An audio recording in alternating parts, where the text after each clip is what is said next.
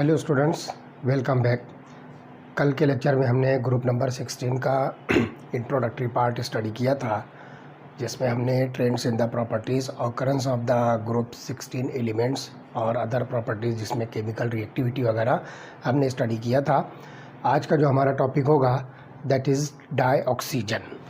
तो हम स्टार्ट करते हैं। पहला topic dioxygen. This is the molecule of oxygen, जिसको हम O2 से जो है रिप्रेजेंट करेंगे। This is called as dioxygen. तो dioxygen can be obtained in the laboratory by different ways. तो बहुत सारे जो है मेथड्स हैं जिसके ज़रिए से आप डाईऑक्सीजन को लेबोरेटरी के अंदर प्रिपेयर कर सकते हो। तो सबसे पहला, by heating oxygen containing salts such as chlorates, nitrates and permanganates. तो यहाँ पर जो है मेटल के बहुत सारे जो है ऑक्सीजन कंटेनिंग सॉल्ट्स होते हैं, तो आप उसको जो है डायरेक्ट हीटिंग करके ऑक्सीजन प्रिपेयर कर सकते हो, दैट इज़ डाईऑक्सीजन। तो हम यहाँ पे एग्जांपल लेते हैं 2KClO3 2KClO3, this is called as potassium chlorate. तो पोटेशियम क्लोरेट को आप जो है डायरेक्ट हीट कीजिए in presence of manganese dioxide, heating in presence of MnO2, तो ये बनाएगा 2KCl + 3O2। तो ये सबसे बेस्ट मेथड है, most convenient method for the production of dioxygen. तो मेटल के ऑक्सीजन कंटेनिंग सॉल्ट्स जैसे कि क्लोरेट्स है, नाइट्रेट्स है और परमैंगनेट्स। तो यहाँ पे हम एक एग्जांपल ले रहे हैं पोटेशियम क्लोरेट। तो सिंपल इसको जो हीट करना है इन प्रेजेंस ऑफ मैंगनीज डाइऑक्साइड, जिसको हम कैटलिस्ट के तौर पर यूज़ कर रहे हैं। तो आपको यहाँ पर प्रोडक्ट मिलेगा डाईऑक्सीजन। दूसरा जो मेथड होगा, इसमें आपको क्या करना है, by thermal decomposition of oxides of metal low in the electrochemical series and higher oxides of some metals. तो यहाँ पर जो है आपको क्या करना है कि ऐसी मेटल जो इलेक्ट्रोकेमिकल सीरीज़ के अंदर जो है उसकी जो है वैल्यू जो है लो होती है, तो उन मेटल्स के जो है ऑक्साइड्स का आप जो है डायरेक्ट डिकम्पोजिशन कीजिए, तो इससे जो है आपको मॉलिक्यूल जो मिलेगा दैट इज़ डाईऑक्सीजन। तो एक हम एग्जांपल लेते हैं, कुछ एग्जांपल जो है मेटल ऑक्साइड की। Ag2O, look here, metal oxides को जो है आप डिकम्पोज कीजिए। Ag2O, इसको जो है आप डिकम्पोज करो। तो डिकम्पोज करने के लिए आप चाहे हीटिंग कीजिए या अदर मीन्स यूज़ कीजिए। जनरली यहाँ पर जो है इस मॉलिक्यूल को आपको जो है ऑक्सीजन इसमें से जो है निकालना है।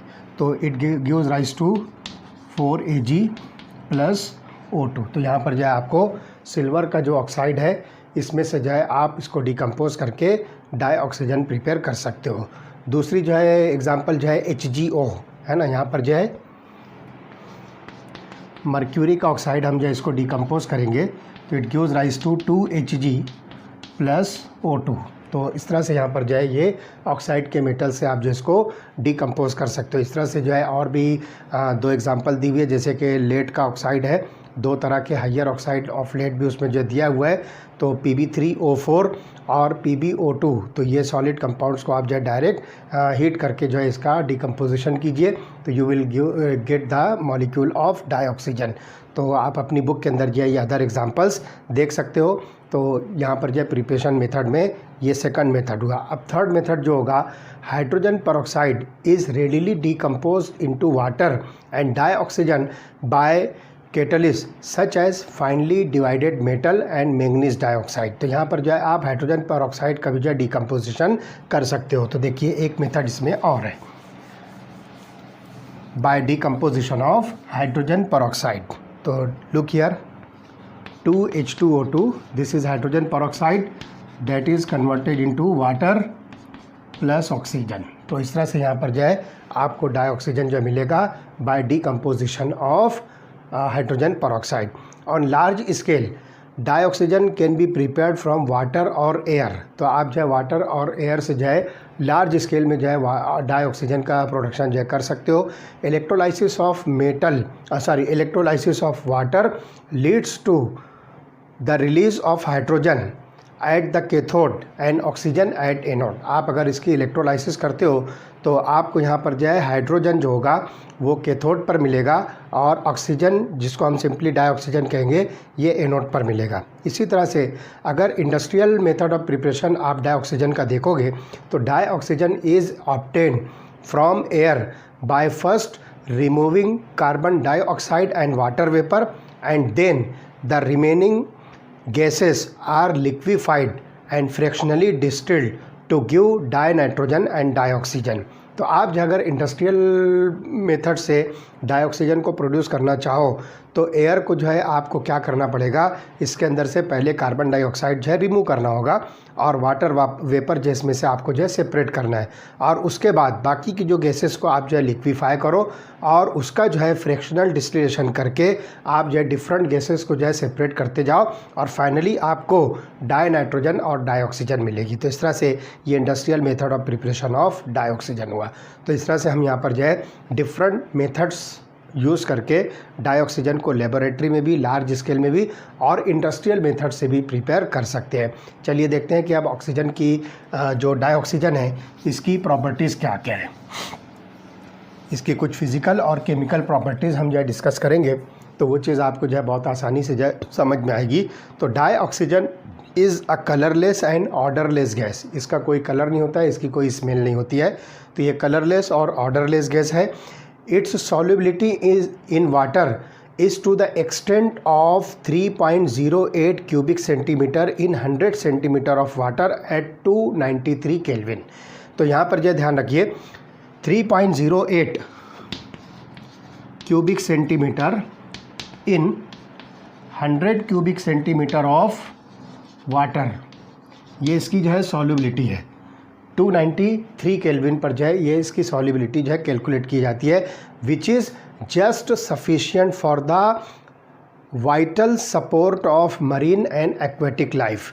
तो ये सॉल्युबिलिटी इतनी काफ़ी है कि मरीन और एक्वेटिक लाइफ के लिए जो है ये सूटेबल हो सकती है और ये जो है यूज़फुल हो सकती है। जैसे आप देखिए कि अगर आप जो है पानी के अंदर देखें एक्वेटिक लाइफ, तो उसके अंदर जो है फिशेस होती है और अदर एनिमल्स होते हैं, तो उनको जो है ब्रीदिंग के लिए जो ऑक्सीजन रिक्वायर्ड होती है, तो वाटर के अंदर जो डिज़ोल्व फॉर्म में जो डाइऑक्सीजन होती है तो ये इतनी होती है सफिशिएंट कि उनके लिए जो है उनके एग्जिस्टेंस के लिए और उनके सर्वाइवल के लिए इतनी अमाउंट जो है ऑक्सीजन की वाटर के अंदर काफ़ी होती है। ठीक है, तो एक्वेटिक लाइफ और मरीन लाइफ के लिए जो है ये सपोर्ट करती है उसको जो है स्टे करने के लिए और उसको जो है विथस्टैंड करने के लिए। ठीक है, it liquefies at 90 kelvin and freezes at 55 kelvin. Liquefies at 90 kelvin and it freezes at 55 kelvin. इस पर से आप देख सकते हो कि कितना लो टेम्परेचर इसके लिए जो है रिक्वायर्ड है।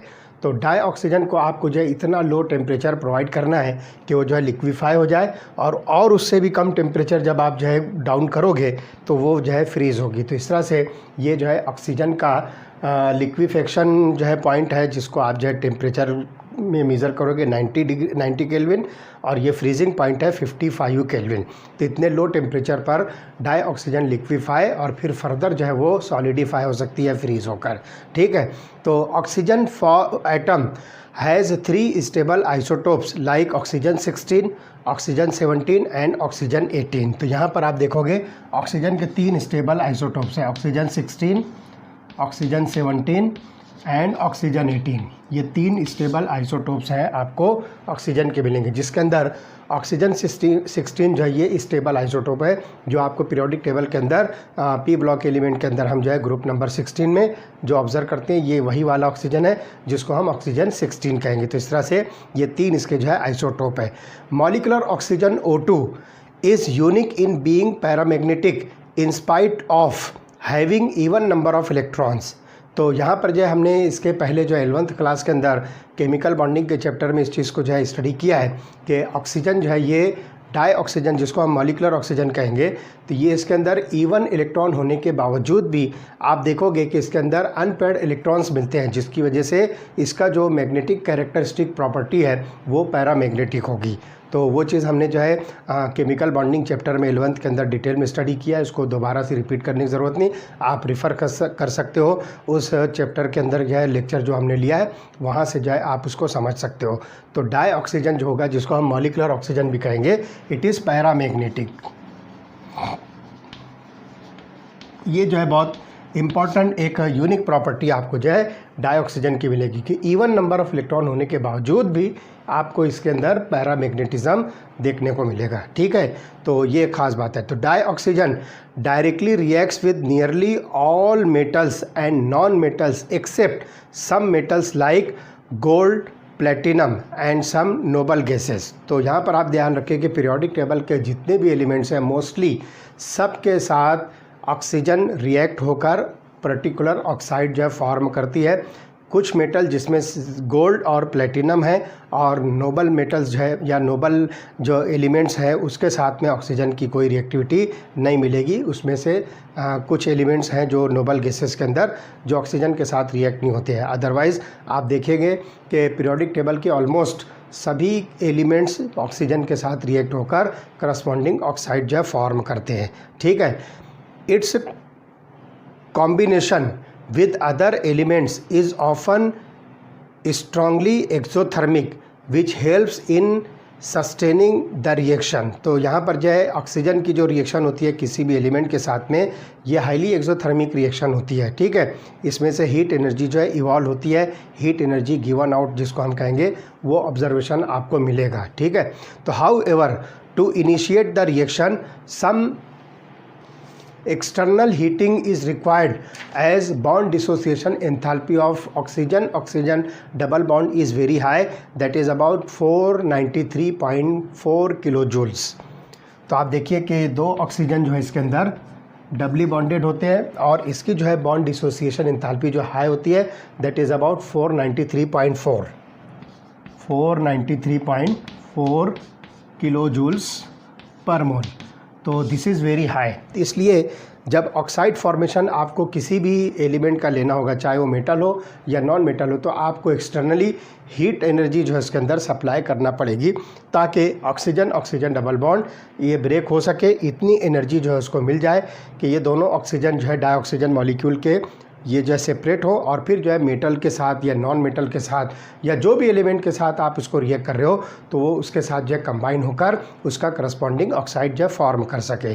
तो some of the reactions of dioxygen with metal, non metal and some other compounds, ये जो है एग्जांपल दी गई है, आप अपनी बुक जो है सामने रखिए, उसके अंदर जो है बहुत सारी एग्जांपल है। एक आध एग्जांपल मैं आपको बताता हूँ। जैसे कैल्शियम के साथ जो है ऑक्सीजन रिएक्ट होगा, लुक हियर,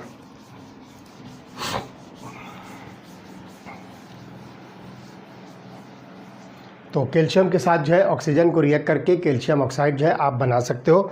तो C2Ca + O2 that gives rise to 2CaO। तो ये कैल्शियम ऑक्साइड फॉर्म करेगा। कैल्शियम जो है एक मेटल है।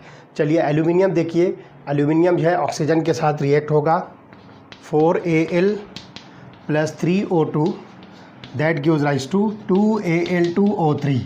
तो यहाँ पर जो है एल्यूमिनियम का ऑक्साइड बनेगा एल्यूमिना। इसी तरह से जो है आप एक नॉन मेटल ले लीजिए फास्फोरस, तो P4 + 5O2 तो आपको मिलेगा P4O10। तो ये फास्फोरस पेंटाऑक्साइड मिलेगा। इसी तरह से कार्बन को जो है आप ऑक्सीजन के साथ जो है कंबाइन कीजिए, carbon + oxygen that gives rise to carbon dioxide. तो इस तरह से जो है ये डिफरेंट रिएक्शंस है जिसके अंदर जो है आप ये मेटल या नॉन मेटल के करस्पॉन्डिंग ऑक्साइड जो फॉर्म कर सकते हो।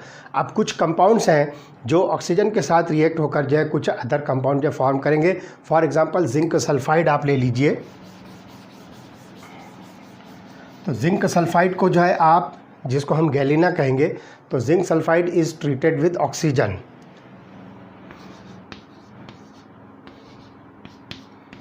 तो जिंक सल्फाइड को जब हम ऑक्सीजन के साथ रिएक्ट करते हैं तो ये बनाएगा जिंक ऑक्साइड + सल्फर डाइऑक्साइड। ठीक है,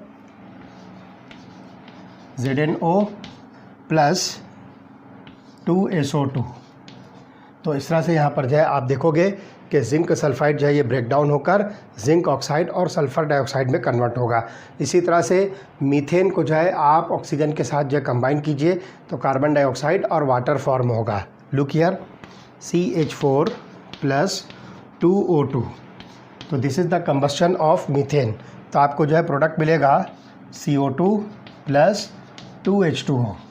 तो इस तरह से यहाँ पर जो है कार्बन डाइऑक्साइड और वाटर निकलेगा। तो ये रिएक्शन जो है आपको कुछ कंपाउंड्स की मिलेगी। And some compounds are catalytically oxidised, तो कुछ कंपाउंड जो है कैटलिस्ट के प्रेजेंस जो है ऑक्सीडाइज होते हैं।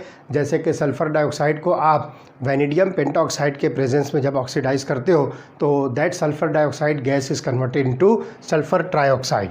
तो look here, SO2 plus O2 in presence of V2O5। तो वैनिडियम पेंटाऑक्साइड के प्रेजेंस में ये सल्फ़र डाइऑक्साइड जो है सल्फ़र ट्राइऑक्साइड के अंदर कन्वर्ट होगी, तो it is converted into SO3 sulphur trioxide. इसी तरह से हाइड्रोक्लोरिक एसिड को आप जो है कॉपर क्लोराइड के प्रेजेंस में जो है ऑक्सीडाइज कीजिए। तो देखिए, hydrochloric acid in presence of CuCl2, copper के क्लोराइड के प्रेजेंस में जो है आप इसको ऑक्सीडाइज कीजिए तो ये बनाएगा chlorine. It gives rise to 2Cl, chlorine यहाँ पर जो है फॉर्म होगा और साथ ही साथ जो है वाटर मॉलिक्यूल इसमें से रिलीज होगा,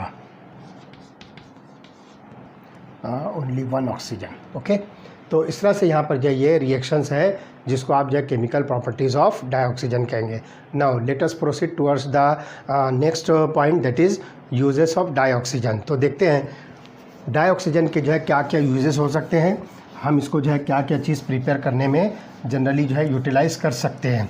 तो देखिए, in addition to its important in normal respiration and combustion process, dioxygen is used in oxyacetylene welding in the manufacture of many metals, particularly steel। तो यहाँ पर आप देखिए कि ब्रीदिंग के लिए आप जनरली देखोगे कि प्लांट्स और एनिमल्स, सॉरी नॉट प्लांट्स, ये हम जो है ह्यूमन बीइंग्स और एनिमल्स जनरली जो है ये ऑक्सीजन को जो है ब्रीदिंग के लिए जो है यूज़ करते हैं।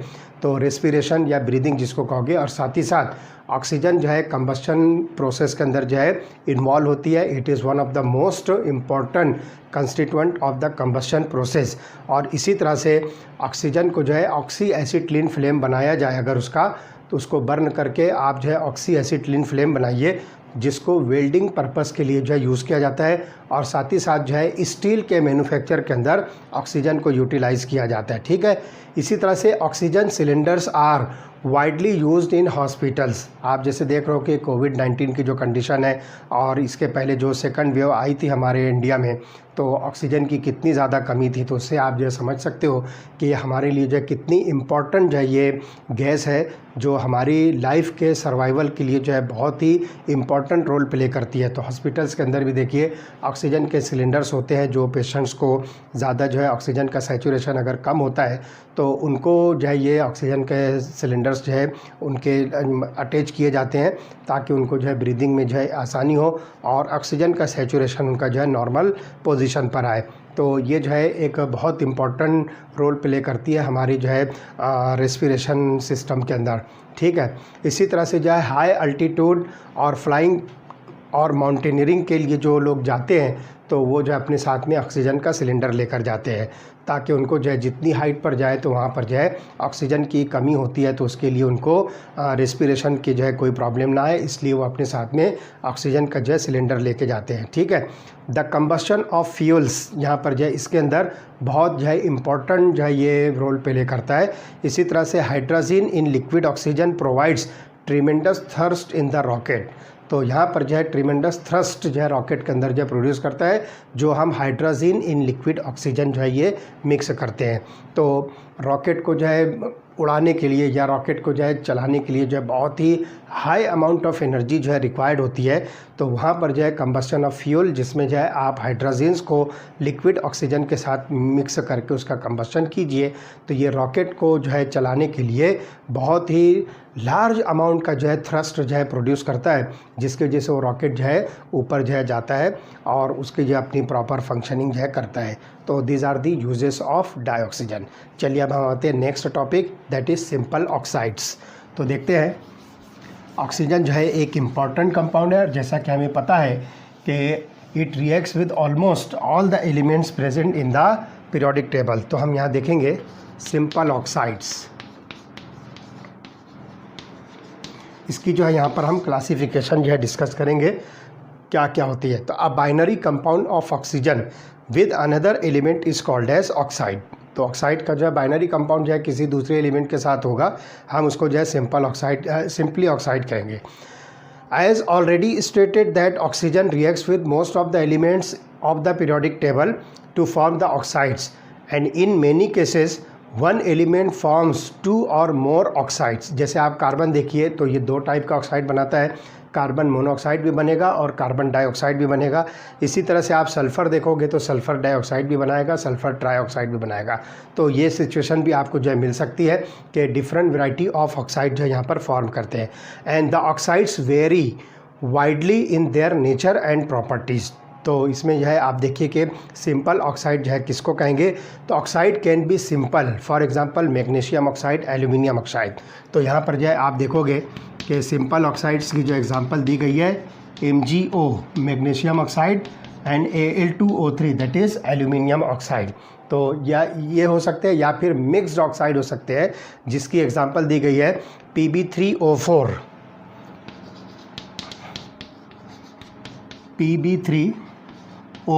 या फिर Fe2O3, इस टाइप के ऑक्साइड। तो इनको जो है आप मिक्स्ड ऑक्साइड कहिए।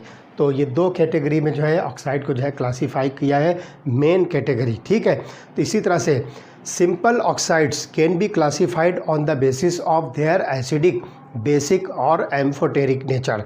अब यहाँ पर जो है हम देखेंगे कि सिंपल ऑक्साइड की जो है क्लासीफिकेशन क्या है। तो जैसा कि बताया गया कि इसकी जो है 3 टाइप्स आपको मिलेगी, एक होगा एसिडिक नेचर, दूसरा होगा बेसिक नेचर और तीसरा होगा एम्फोटेरिक। अब हम देखेंगे कि इसको किस तरह से आप जो है क्लासीफाई करोगे कि the given oxide is either acidic, basic और एम्फोटेरिक। तो हम इसके लिए जो है बिल्कुल सिंपल एक जो है मेथड बताएंगे। तो उसमें क्या होगा कि an oxide that combines with water to give an acid is termed as acidic oxide। तो आप यहाँ पर जो है जो भी ऑक्साइड होगा, ऑक्साइड प्लस वाटर, आप जो है किसी भी ऑक्साइड को वाटर के साथ जो है मिक्स करो, तो अगर वो जो है एसिडिक कैरेक्टर जो है प्रोड्यूस करता है या एसिड प्रोड्यूस करता है, तो हम उस ऑक्साइड को एसिडिक ऑक्साइड कहेंगे।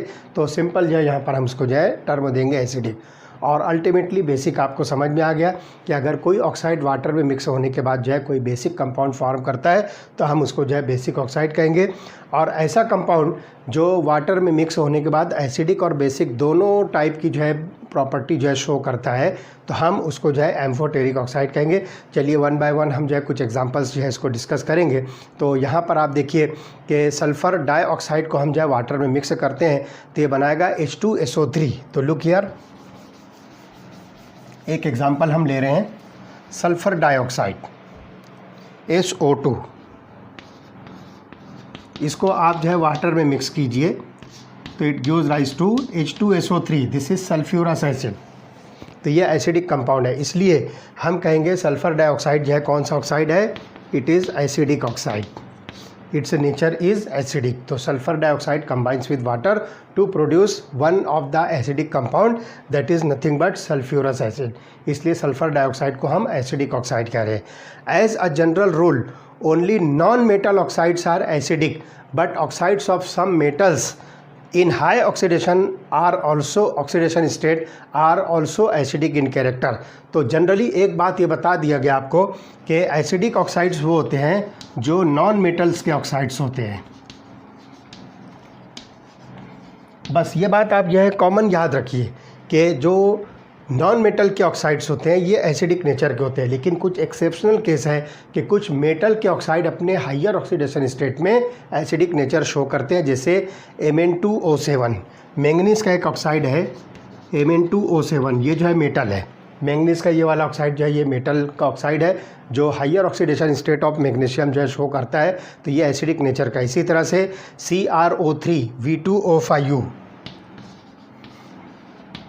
Vanadium pentoxide. तो इस तरह से आप देखिए कि मैंगनीज, क्रोमियम, वैनेडियम ये सब के सब जो है मेटल्स हैं, तो इनके ऑक्साइड भी जो है एसिडिक नेचर शो करते हैं। लेकिन कॉमन बात फिर से सुन लीजिए कि जितने भी नॉन मेटल के ऑक्साइड्स होते हैं ये सब के सब कौन से होते हैं, एसिडिक नेचर के होते हैं। ठीक है, तो ये बात जो है आप हमेशा याद रखिए। And the oxides which give a base with water are known as basic oxide. तो चलिए अब देखते हैं कि बेसिक ऑक्साइड के अंदर जो है वाटर के साथ रिएक्शन पर जो है कौन से टाइप के जो है बेस मिलते हैं।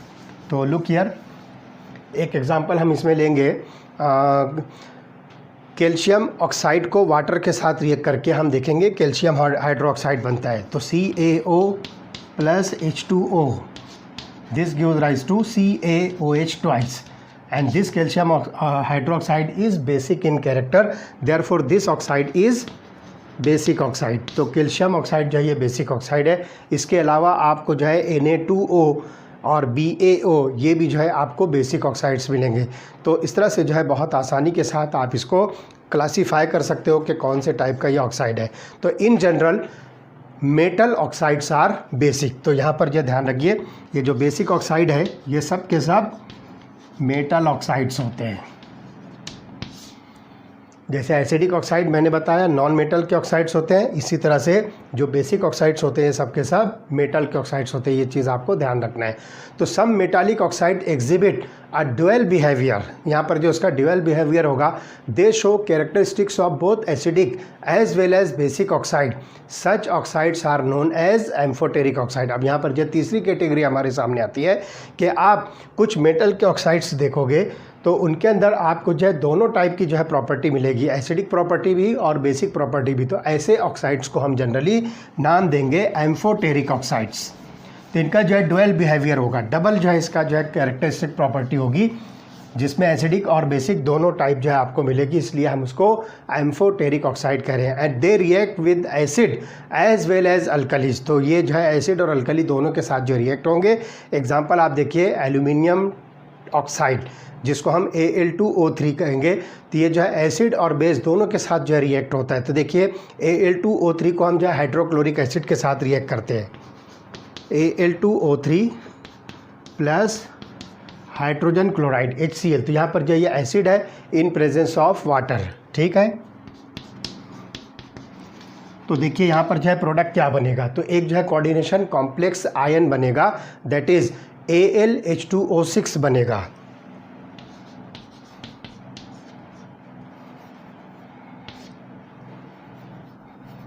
सॉरी, ये बनेगा AlH2O6। ये जो है कॉम्प्लेक्स आयन बनेगा और इसके ऊपर जो है 3+ चार्जेस होंगे। एक्वियस मीडियम में जो है ये कॉम्प्लेक्स केटायन जो है फॉर्म करेगा, हेक्सा एक्को एल्यूमिनियम 3 ये जो है केटायन फॉर्म होगा और क्लोराइड आयन जो इसमें से सेपरेट होगा 6Cl- इन एक्वियस मीडियम।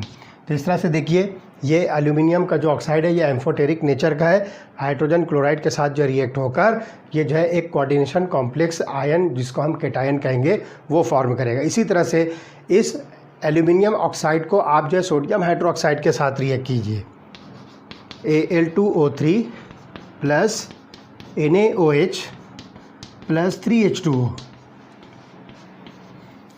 एक्वियस मीडियम में जो है ये सोडियम हाइड्रोक्साइड के साथ रिएक्ट होगा, तो यहाँ पर भी जो है ये एक कॉम्प्लेक्स कंपाउंड जो है फॉर्म करेगा Na3AlOH6।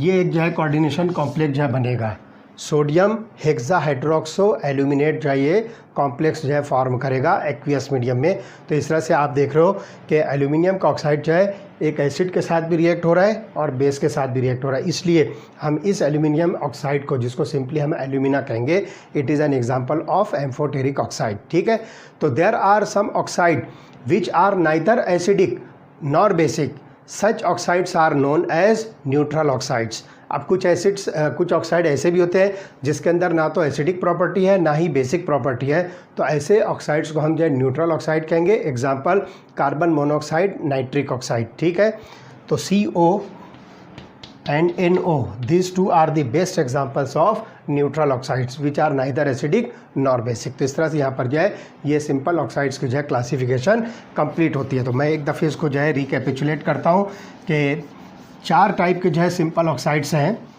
जिसमें एसिडिक, बेसिक, एम्फोटेरिक और न्यूट्रल। ठीक है, तो ये जो है ऑक्साइड्स की जो है कैटेगरी और उसकी जो है क्लासिफिकेशन हुई। ओके, चलिए अब हम आते हैं ऑक्सीजन का एक इम्पॉर्टेंट कंपाउंड और है, that is called as ozone, जिसको हम फार्मूला लिखेंगे O3। तो ozone is an allotropic form of oxygen. ये ऑक्सीजन का एलोट्रॉपिक फॉर्म है। जैसा कि हमने आपको कल बताया था कि जो ग्रुप 16 के एलिमेंट्स हैं ये सब के सब जो है एलोट्रॉपी शो करते हैं। तो ओजोन जो है ये ऑक्सीजन का एलोट्रॉपिक फॉर्म है। It is too reactive to remain for long in the atmosphere at sea level. ये बहुत ज़्यादा जो है रिएक्टिव जो है कंपाउंड है या रिएक्टिव मॉलिक्यूल, जिसको आप सिंपली कह सकते हो। And at a height of about 20 kilometres it is form from the atmospheric oxygen in presence of sunlight.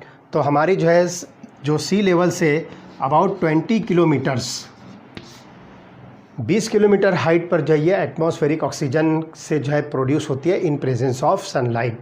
तो यहाँ पर जो है आप ओजोन का प्रिपरेशन जो है सिंपल समझ सकते हो। तो एटमॉस्फेरिक ऑक्सीजन के अंदर जो एटमॉस्फेयर के अंदर जो ऑक्सीजन होती है उसको जो है आप जो है लाइट के प्रेजेंस में जो है मिक्स कीजिए, तो वो जो है 20 किलोमीटर की हाइट पर जो है ये बनाता है ओजोन मॉलिक्यूल। और ध्यान रखिए कि this ozone layer protects the earth surface from an excessive concentration of ultraviolet radiations. हमने जो है 11th के अंदर जो चैप्टर स्टडी किया था इन्वायरमेंटल केमिस्ट्री, उसके अंदर हमने ओजोन लेयर का फॉर्मेशन, ओजोन डिप्लीशन और उसकी वजह से ग्लोबल वार्मिंग वगैरह वो सारी चीज़ें हमने डिटेल में डिस्कस किया है। इसलिए हम उसको जो है यहाँ पर जो है डिस्कस नहीं करेंगे, उसको रिपीट नहीं करेंगे। सिंपल बस समझ लीजिए कि ये अल्ट्रावायलेट रेडिएशन से जो है हमको प्रोटेक्ट करती है। अब देखते हैं कि ओजोन का प्रिपरेशन और कौन कौन से मेथड से जो है आप कर सकते हो। तो let us see the preparation of ozone. तो when a slow dry stream of dioxygen, slow and dry stream of oxygen is passed through silent electrical discharge, conversion of oxygen to ozone occurs and it is about 10%। तो आप जो है silent electric current, मतलब बहुत ही हल्का electric current अगर आप जो है प्रोड्यूस करें तो वहाँ पर जो है ड्राई ऑक्सीजन जो है ये कन्वर्ट होगी 10% ओजोन के अंदर, and the product is known as ozonised oxygen. आप इसको जो है ओजोनाइज्ड ऑक्सीजन कहोगे। तो देखिए क्या होगा, 3O2 is converted into 2O3। ये जो है ओजोन का जो फॉर्मेशन है इन presence of silent electrical current. तो यहाँ पर जो है आपको ओजोन का फॉर्मेशन मिलेगा और इसमें जो है एंथैल्पी ऑफ फॉर्मेशन जो है आपको जो है 298 केल्विन पर मिलेगी प्लस 142 डेल्टा HF0।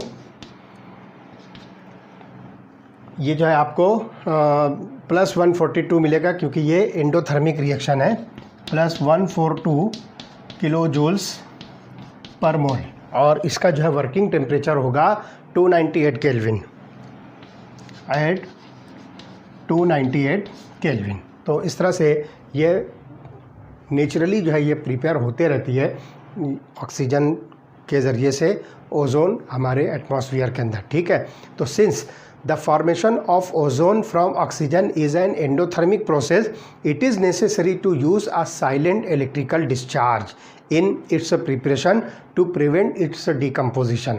अगर आपने हाई इलेक्ट्रिकल डिस्चार्ज दिया तो ये ओजोन जो है डिकम्पोज हो जाएगी और वापस से जो है ये ऑक्सीजन बना सकती है वाटेवर। इसलिए यहाँ पर जो है साइलेंट इलेक्ट्रिकल डिस्चार्ज आपको देना ज़रूरी है। If the concentration of ozone is greater than 10%,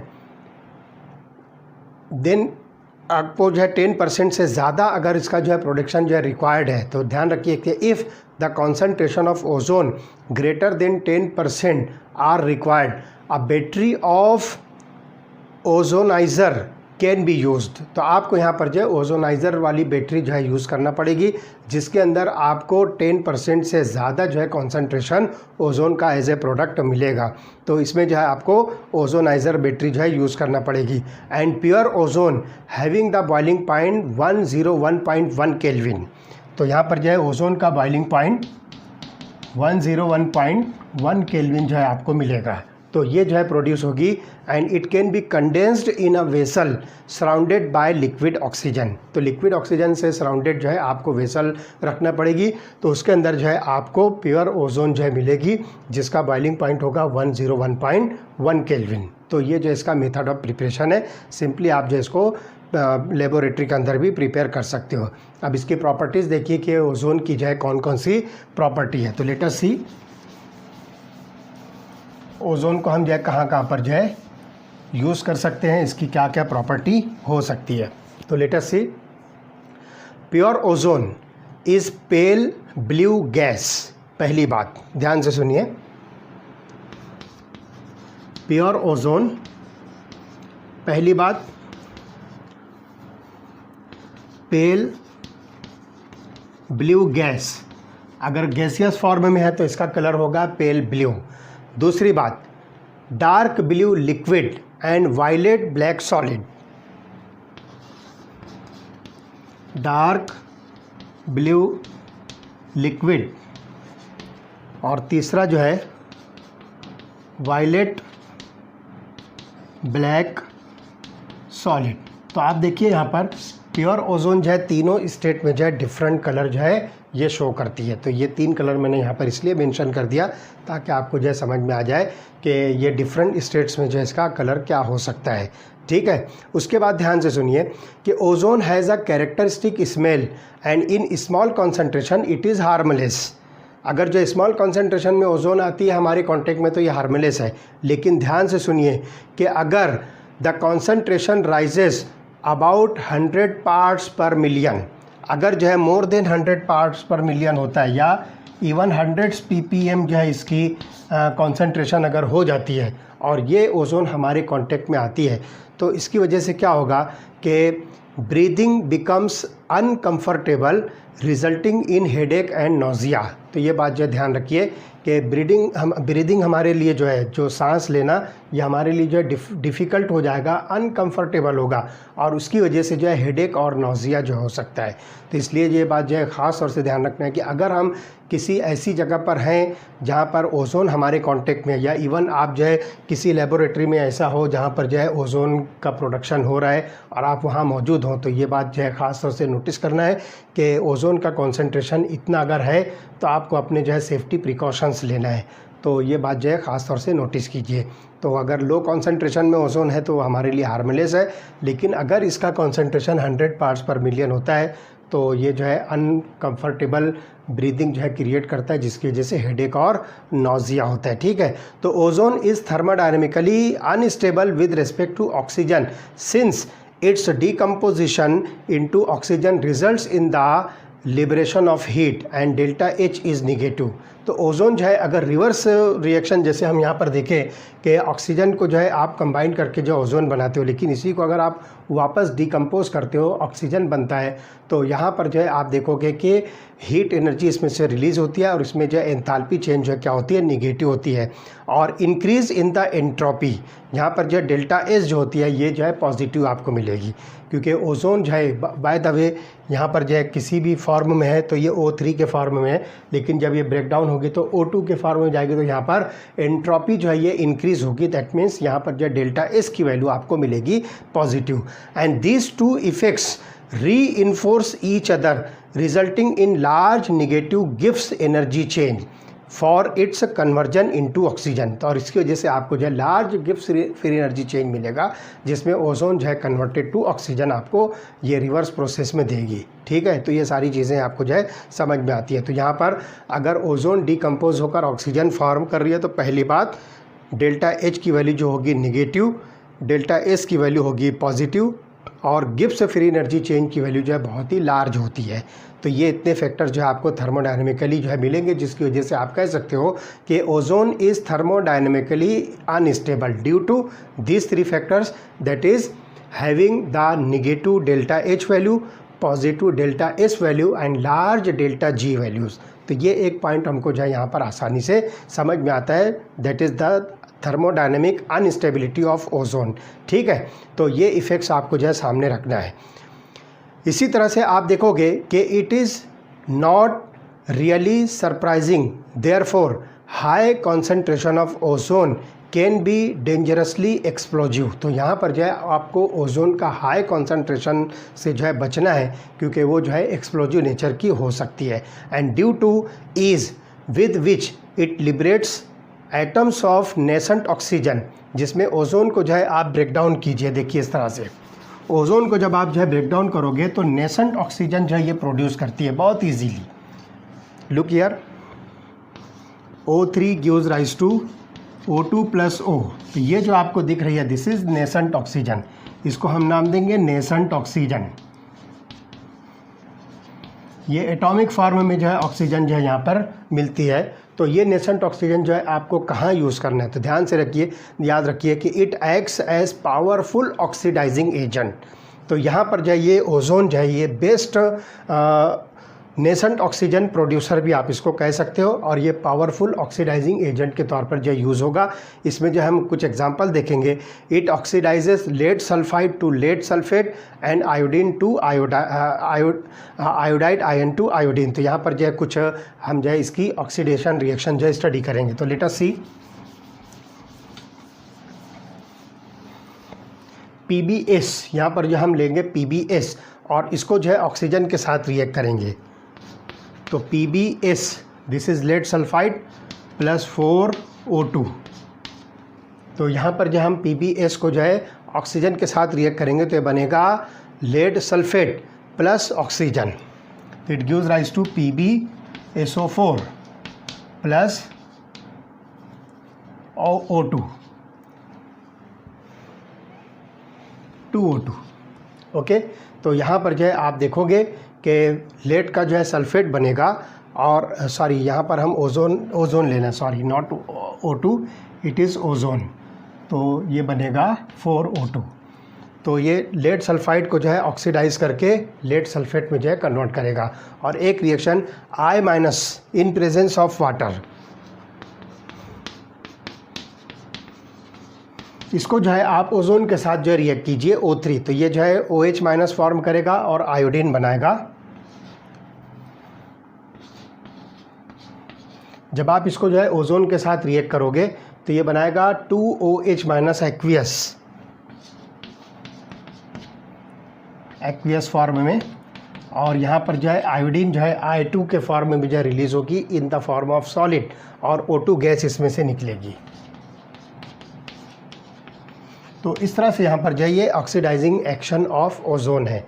तो ये जो है बहुत आसानी के साथ जो है नेसेंट ऑक्सीजन जो है प्रोवाइड करेगा, और वो नेसेंट ऑक्सीजन जो है इसके अंदर इन रिएक्शंस में स्ट्रॉन्ग ऑक्सीडाइजिंग एजेंट के तौर पर यूज़ होगा। ध्यान रखिए कि when ozone reacts with excess of potassium iodide solution buffered with a borate buffer having the pH is equal to 9.2। तो यहाँ पर जो है बोरेट बफर आपको जो है यूज़ करना है, जिसका pH है 9.2। तो इसमें क्या होगा, ध्यान से सुनिए, फिर से मैं बता रहा हूँ कि when ozone reacts with excess of potassium iodide solution buffered with a borate buffer having the pH 9.2, iodine is liberated which can be titrated against a standard solution of sodium thiosulphate. तो यहाँ पर जो है potassium iodide solution के साथ जब आप इसको जो है रिएक्ट करोगे, बफर सोल्यूशन जो है इसमें बोरेट बफर यूज़ होगा 9.2 pH का, तो इसमें से जो है आयोडीन लिबरेट होगी, और इस लिबरेटेड आयोडीन को आपको सोडियम थायोसल्फेट के साथ क्या करना है, टाइट्रेट करना है। और इसमें क्या होगा कि this is a quantitative method for estimation of ozone gas. तो ओजोन गैस के एस्टिमेशन के लिए जो है आप इस मेथड को क्वांटिटेटिव एक्सपेरिमेंट के तौर पर जो है यूज़ कर सकते हो। तो this is about the uses properties of the ozone. अब इसी तरह से आप देखिए कि the experiments have shown that nitrogen oxides, particularly nitrogen monoxide, combine very readily with ozone, and there is the possibility that nitrogen oxides emitted from the exhaust systems of supersonic jet aeroplanes might be slowly depleting the concentration of the ozone layer in the upper atmosphere। जो jet उड़ता है, आप देखिए कि जो planes होते हैं, aeroplanes, जो सुपरसोनिक जेट एरोप्लेन्स होते हैं, तो वहाँ पर ध्यान रखिए कि नाइट्रोजन का जो मोनोऑक्साइड है ये ओजोन के साथ जो है बहुत रैपिडली जो है कंबाइन होता है, और उसकी वजह से क्या होता है कि it will form the exhaust system of the supersonic jet aeroplanes might be slowly depleting the concentration of ozone in the upper atmosphere। तो ये जो क्या करेगा कि जेट का जो इमिशन होता है, तो ये क्या करता है कि जो ओजोन लेयर है इसके डिप्लीशन को जो है कॉज करता है। तो क्या होगा इसमें देखिए कि नाइट्रोजन मोनोऑक्साइड जो होगा ये ओजोन के साथ जो रिएक्ट होता है। तो क्या हो रहा है देखिए, NO gas, that is nitrogen monoxide, ये O3 गैस ओजोन के साथ जो है रिएक्ट हो रहा है। ओजोन गैस के साथ जो रिएक्ट होकर नाइट्रोजन डाइऑक्साइड बनाएगा और ऑक्सीजन गैस निकलेगी। तो आप साफ तौर पर देख रहे हो कि यहाँ की जो ओजोन है ये ऑक्सीजन के अंदर कन्वर्ट हो रही है और नाइट्रोजन मोनोऑक्साइड को नाइट्रोजन डाइऑक्साइड के अंदर कन्वर्ट हो रहा है। दैट मीन्स आप इसको जो है कह सकते हो कि this is the depletion of ozone. This process is nothing but depletion of ozone. तो ये चीज़ जो है ख़ास तौर से ध्यान रखना है। तो आपको कुछ ऐसे जो है इमिशंस फ्यूल के जो है देखना है कि वो जो है इस ओजोन लेयर को जो है डिप्लीट ना कर सके, ओजोन लेयर को ये डिस्टर्ब ना कर सके। तो ऐसे जो है आपको फ्यूल सिस्टम जो है यूज़ करना होगा, ठीक है। Another threat to this ozone layer is probably posed by the use of freons which are used in aerosol sprays and the refrigerants। Aerosol sprays जो होते हैं जो हम फील्ड्स के अंदर जो है यूज़ करते हैं, और साथ ही साथ जो है रेफ्रिजरेंट्स के अंदर जो है कूलिंग एजेंट के तौर पर हम जो है ये फ्रियॉन्स यूज़ करते हैं। तो ये भी जो है बहुत ही मेन कॉज होता है ओजोन डिप्लीशन का। तो हमें ये कोशिश करना होगी कि हम कुछ ऐसे अल्टरनेटिव मेथड्स यूज़ करें, जैसे कि रेफ्रिजरेंट्स के तौर पर जो है आप कोई दूसरे कंपाउंड्स लीजिए जो इस ओजोन लेयर को जो है डिस्टर्ब ना करे, ओजोन लेयर को डिप्लीट ना करे। तो ये एक बड़ा जो हमारे लिए थ्रेट है, ये हमारे लिए बहुत बड़ी ख़तरे की घंटी है, ठीक है। तो इस तरह से हम यहाँ पर जो है स्ट्रक्चर ऑफ ओजोन देखेंगे कि the two oxygen bond lengths in the ozone molecule are identical and it is about 128 picometre. तो चलिए मैं यहाँ पर जो है आपको ओजोन का स्ट्रक्चर बना के बताता हूँ। तो यहाँ पर जो है दो स्ट्रक्चर मैं बनाऊंगा, दोनों जो है रेजोनेटिंग स्ट्रक्चर्स होंगे ओजोन के। तो लुक हियर, यहाँ पर जो है तीन ऑक्सीजन जो आपस में एक दूसरे के साथ कनेक्टेड होंगे इस तरह से बेंट स्ट्रक्चर में। तो जो ऑक्सीजन जो है सिंगली बॉन्डेड है इसके ऊपर जो है हम 3 इलेक्ट्रॉन पेयर शो करेंगे, जो इलेक्ट्रॉन डबली बॉन्डेड है उसके ऊपर हम दो इलेक्ट्रॉन पेयर शो करेंगे, और बीच वाला जो सेंट्रल इलेक्ट्रॉन ऑक्सीजन है इसके ऊपर हम जो सिर्फ एक इलेक्ट्रॉन पेयर जो शो करेंगे। और इसी तरह से इसका जो है आप रेजोनेटिंग स्ट्रक्चर देख लीजिए। तो बस सिर्फ जो है डबल बॉन्ड की पोजीशन आपको जो है चेंज कर दी ने, तो इस तरह से ये आपको स्ट्रक्चर मिलता है ओजोन का। These are the resonating structures of ozone. तो इसमें जो है इसका बॉन्ड एंगल जो होगा दिस इज़ अबाउट 117 डिग्रीज़, और दोनों तरफ की चाहे वो डबल बॉन्ड हो या सिंगल बॉन्ड हो इसकी जो है बॉन्ड लेंथ जो है आइडेंटिकल है, and that is about 128 picometre, ठीक है। तो this bond length is about 128 picometre. So this is the bent structure of ozone molecule. तो ये चीज़ है, इसको आप सिंपली एंगुलर स्ट्रक्चर भी कह सकते हो। Angular structure having the bond angle of 117 degrees and the two oxygen single as well as double bond lengths are identical, that is about 128 picometer. Now the last point of ozone is uses। इसका जो हम use देखते हैं कि it is used as germicide, disinfectant and for sterilising the water molecule, या simply water आप जो है हम देखेंगे जो डोमेस्टिक पर्पज़ में जो सिंपल ड्रिंकिंग वाटर होता है उसको स्टेराइल करने के लिए हम ओजोन यूज़ करते हैं। इसी तरह से ये जर्मीसाइडल और इंसेक्टिसाइडल एक्शन रखता है, इसलिए हम इसको जो है जर्मीसाइड और डिसइंफेक्टेंट के तौर पर यूज़ करते हैं। And it is also used for bleaching of the oils, floor starch etcetera. तो ये जो है ब्लीचिंग ऑफ ऑयल्स है, फ्लोर है, और स्टार्च के लिए जो है ये ब्लीचिंग एजेंट के तौर पर जो है इसको हम यूज़ कर सकते हैं। And it act as an oxidising agent for the manufacture of potassium permanganate. तो पोटेशियम परमैंगनेट के अंदर जो है ये ऑक्सीडाइजिंग एजेंट के तौर पर भी यूज़ होता है। तो इस तरह से यहाँ पर जो है ये डाई ऑक्सीजन और ओजोन ये टॉपिक यहाँ पर जो है हमने कंप्लीट किया। अब इसके बाद वाले लेक्चर में हम जो है अगला सल्फ़र के एलोट्रॉप्स और उसमें सल्फ़र डाइऑक्साइड, सल्फ्यूरिक एसिड, उसके जो है कुछ कंपाउंड्स हैं, उसकी स्टडी हम जो है डिटेल में करने वाले हैं। Okay, we stop here.